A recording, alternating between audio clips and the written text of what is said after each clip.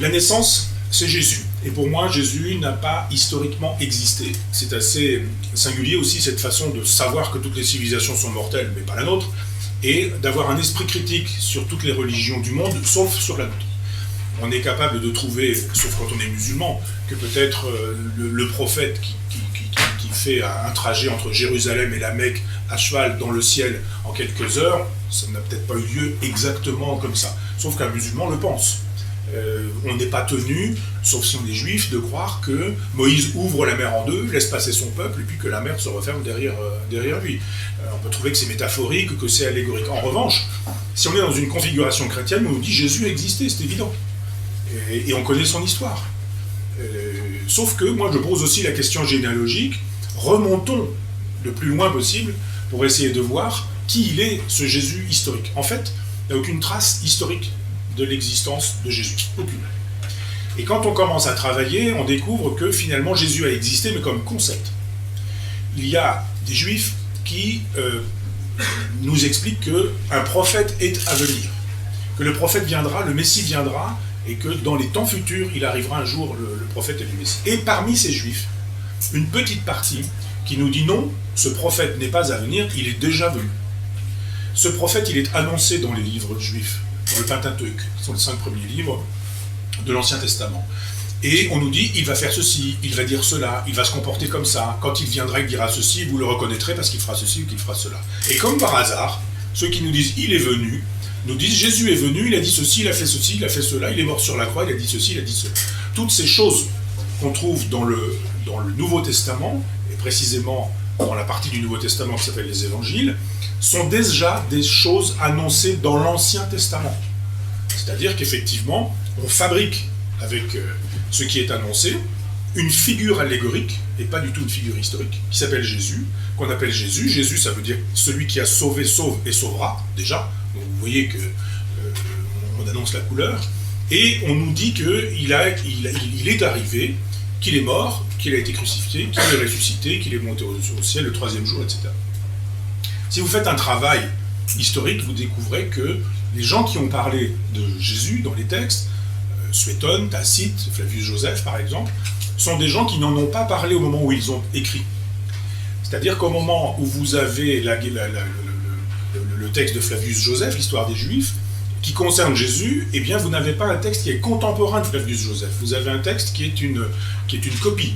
C'est à l'époque, un livre on l'écrit à la main, et puis à un moment donné il est fatigué, il est épuisé, on le réécrit à la main, on le copie, et les moines copistes font ce travail. Et puis à un moment donné, on se dit, tiens, il a oublié de parler de Jésus. Et on ajoute des choses concernant Jésus. Mais ça date de bien après Jésus, ça date du moment où le christianisme est devenu religion officielle. Donc les moines, sans penser à malice, donnent des informations sur Jésus en nous disant « et il y a une secte de chrétiens qui... » etc. etc. Mais ça n'existe pas dans le texte original. Des gens ont fait des travaux pour montrer que le passage qui concerne Jésus est stylistiquement impossible à concevoir du temps de Flavius Joseph. C'est un petit peu comme si vous disiez on a retrouvé un inédit de Descartes et Descartes nous parle de l'existentialisme sartrien. Il y a un truc qui ne va pas. Descartes, XVIIe siècle, ne peut pas parler de l'existentialisme au XXe siècle. Donc ça veut dire que ce texte, il est écrit après Sartre et qu'il ne peut donc pas être un texte du XVIIe siècle. Eh bien c'est la même chose avec les textes qui parlent de Jésus comme une figure historique. Ce sont des textes qui ont été rajoutés, rebricolés. À l'époque, il n'y a pas de droit d'auteur, il n'y a pas de guillemets, il n'y a pas de citation. On rajoute parce qu'on estime que l'auteur a oublié de dire ceci ou de dire cela. Donc pas de preuve réelle de l'existence historique de Jésus. Normal, c'est un concept. C'est le début de cette religion, de cette civilisation. Une civilisation, c'est toujours une religion. Il n'y a pas de civilisation qui ne soit pas adossée à une religion ou à un texte spirituel, à un texte qui permette de dire à l'origine, il y a du sacré, il y a du divin, il y a de la mythologie, il y a des dieux qui ont parlé, qui se sont manifestés, qui ont dit des choses, qui ont raconté des choses, et puis on cristallise autour de tout ça. Donc quelques-uns croient en Jésus, les premiers disciples, donc les premiers juifs qui sont des chrétiens, voilà pourquoi on peut parler de judéo-christianisme.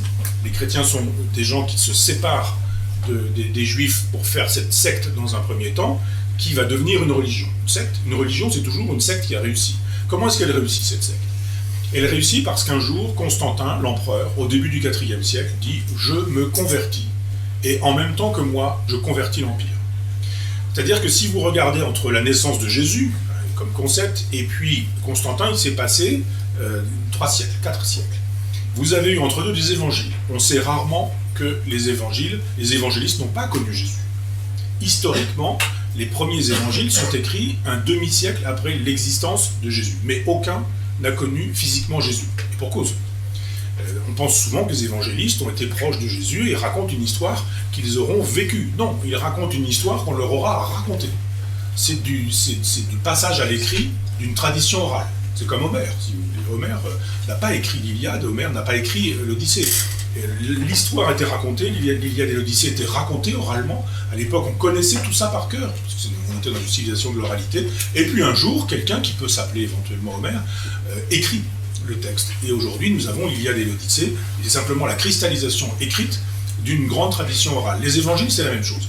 Tradition écrite ou cristallisation écrite d'une tradition orale de gens qui racontaient des histoires qu'on leur racontait. Je raconte l'histoire de quelqu'un qui me l'a raconté, qui la tenait de quelqu'un qui l'a raconté, qui lui-même a rencontré un jour Jésus qui a vécu véritablement. Sauf que ça n'a pas eu lieu. Et pendant tout ce temps-là, les 2 ou 3 siècles, le temps où le christianisme est une secte et pas une religion, on n'a pas d'art.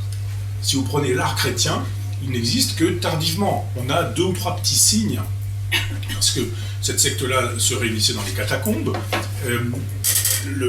Ce qu'on appelle l'acronyme, c'est-à-dire les premières lettres qui nous disent Jésus, fils de Dieu crucifié, ça donne en grec Christos et Ictus, en grec c'est à peu près une homophonie, donc Ictus c'est le poisson, donc à l'origine, pour se reconnaître entre eux, parce qu'ils sont persécutés, les chrétiens se dessinent des poissons, Vous êtes en train de parler sur la table, il vous gribouille un petit poisson.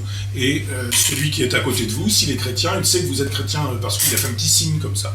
Donc ce sont des signes de reconnaissance dans une période où les chrétiens sont persécutés. Et l'art chrétien à l'origine, c'est ça. C'est uniquement 2-3 petits trucs dans les catacombes et parfois quelques signes qui sont des signes qui restent des signes magiques issus de religions orientales.